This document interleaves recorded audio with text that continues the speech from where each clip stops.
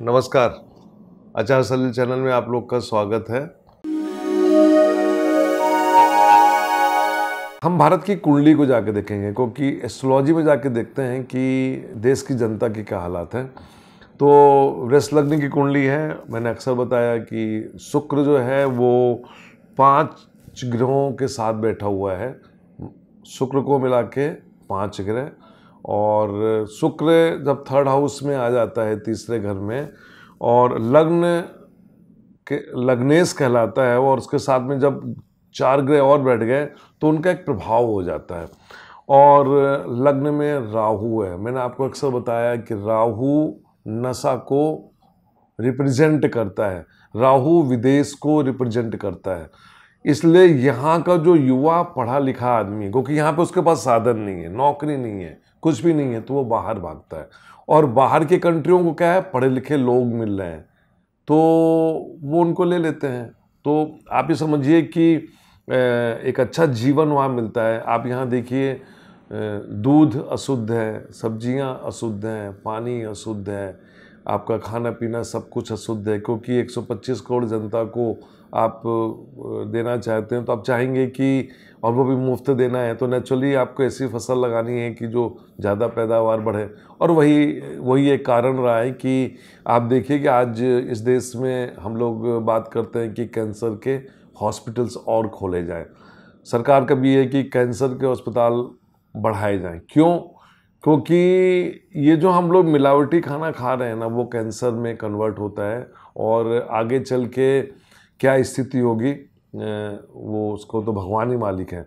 Astrology में जाके देखेंगे कि क्या ये कभी बंद होगा। चंद्रमा की महादशा खत्म हो रही है इस कुंडली में 2025 में।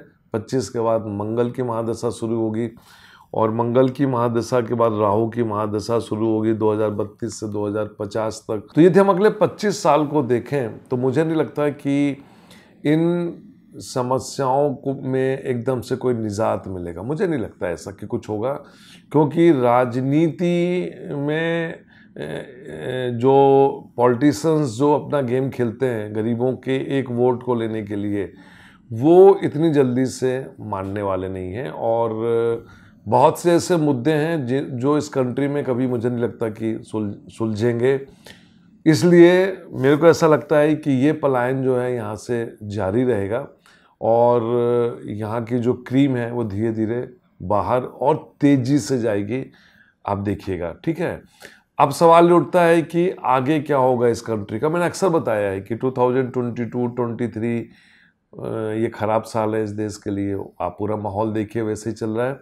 आगे जाके आप देखेंगे तो मैंने बताया है कि 2040 35 से 40 के बीच में, जहाँ पे हम लोग एक युग परिवर्तन की बात कर रहे हैं, तो ये जो पिछले अगले 15 साल हैं, ये अगले 15 साल जो होंगे ये बहुत ही खतरनाक होंगे। तो क्या होगा इसमें, आप ये मान के चलिए कि बीमारियाँ, और बहुत सी बीमारियाँ, विभिन्न प्रकार की बीमारियाँ आएंगी जो इस देश की आबादी को धीरे धीरे कम करेंगी।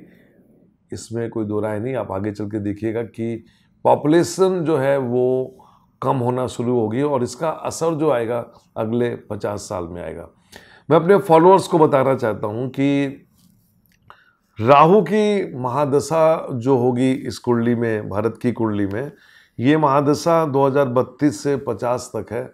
हम इसमें बहुत ज़्यादा तो उम्मीद नहीं करते। ये मैं समझता हूँ कि ये पीक की दशा होगी, यदि आबादी बची रही तो, और यदि आबादी कम हो गई तो इसका एक पॉजिटिव रिजल्ट भी आएगा। अभी मैं निगेटिव की तरफ बात कर रहा हूँ। 2050 के बाद जब वो जुपिटर की महादशा आएगी, यहाँ पे थोड़ा सा मुझे लगता है कि परिवर्तन आएगा। और अक्सर जितनी भी बड़ी संस्थाएं हैं, जैसे ब्रह्मा कुमारी हैं, उनके यहाँ भी यही कंसेप्ट है कि युग परिवर्तन आ रहा है। और मैंने भी अब मानना शुरू किया है कि सही में कलयुग का अंत हो रहा है, हम सतयुग की तरफ बढ़ रहे हैं।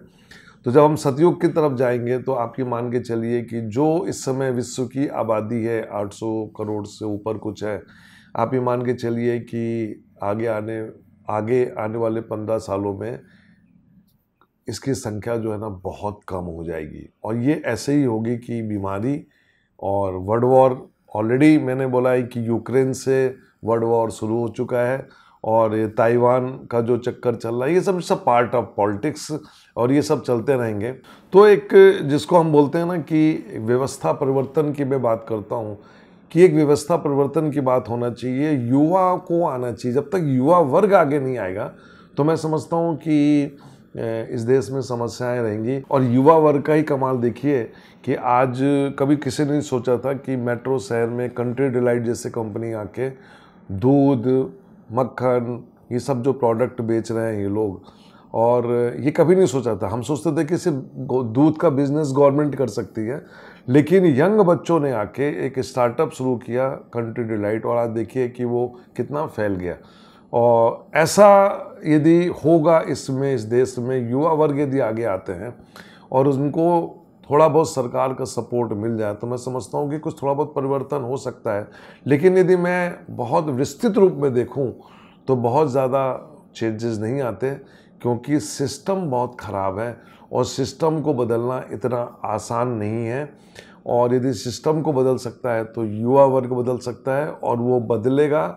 और मैं अभी किसी वरिष्ठ नेता से बात कर रहा था कि एक दौर आया था जेपी का, मैं उस दौर की प्रतीक्षा कर रहा हूँ कि वो कब दौर आएगा, कब हमारे युवा खड़े होंगे और एक नया आंदोलन शुरू करके इस देश को क्या निजात दिला पाएंगे या वो भी वैसे हो जाएंगे, ये वक्त बताएगा। नमस्कार।